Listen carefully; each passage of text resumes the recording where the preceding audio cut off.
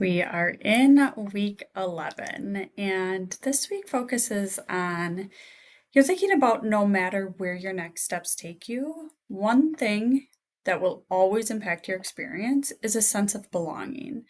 So, belonging isn't just, a warm, fuzzy feeling. It's about knowing you're respected, that your voice matters, you're valued for who you are and what you bring to a team. So we know that when people feel like they belong, they're more engaged, they're more motivated, they are more fulfilled with their life and their career choices. Do you see how all of these things are coming and tying it together again in this? But when you don't feel that sense of belonging, it can lead to disconnection, stress, burnout. That's why this topic is so essential for your long-term job satisfaction. So, this week, you will read an article that explores why belonging matters and reflect on how to recognize it both in yourself and your work environment. You'll also consider how you can help foster a sense of belonging for others by focusing on, shared strengths and genuine connections. Too often, conversations about inclusion focus on our differences, whether that's in race, whether that's in gender, we focus on differences.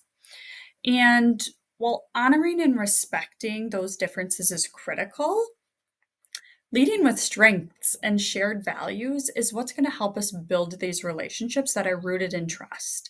It's where belonging really starts.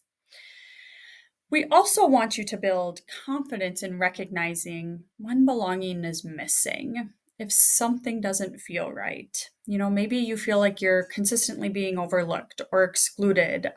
You don't feel comfortable in your work environment or in your grad school program.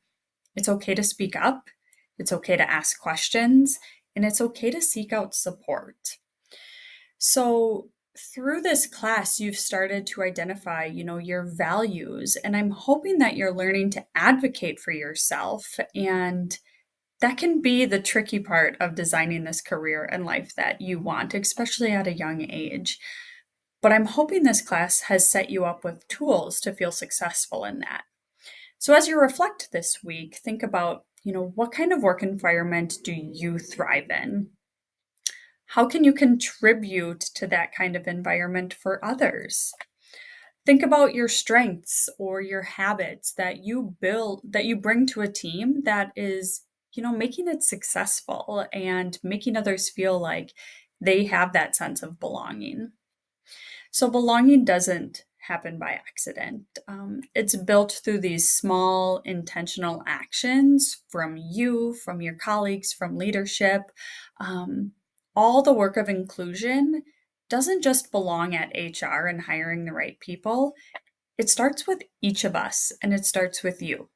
So, dive into this week's content, reach out with any questions. I'll see you next week for our final module.